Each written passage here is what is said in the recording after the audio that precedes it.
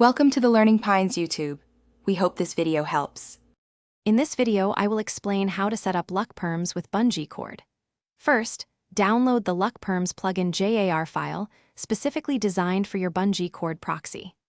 Next, acquire the appropriate Luckperms plugin JAR for each of your individual backend Minecraft servers. Once you have both, place the Bungeecord JAR into your proxy's plugins folder and then restart your Bungeecord instance to load the plugin. This initial step ensures the core components are in place. Now, let's configure the storage. Access the Luckperms configuration file on your Bungeecord proxy and specify your preferred storage method. For optimal performance and data synchronization across your network, it is highly recommended to use a robust database like MySQL or PostgreSQL. Additionally, on each of your backend Minecraft servers, you must enable Bungeecord proxy mode in their respective Luckperms configuration files. This ensures proper communication and permission handling.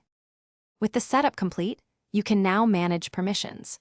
The Luckperms web editor is an incredibly powerful tool for efficiently handling all your user permissions and groups. Begin by creating global permission groups directly on your Bungeecord proxy. These will apply across your entire network. For server-specific functionalities, you can then define unique permissions on individual backend servers as needed, offering granular control. Finally, it is crucial to verify your setup. Join your server and use Luckperms commands, such as /lp_user_username_info, to confirm that permissions are correctly assigned. If you encounter any issues, thoroughly check the console logs on both your Bungeecord proxy and all backend servers for error messages.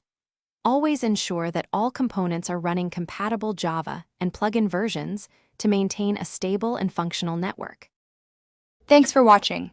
Consider subscribing if we helped you.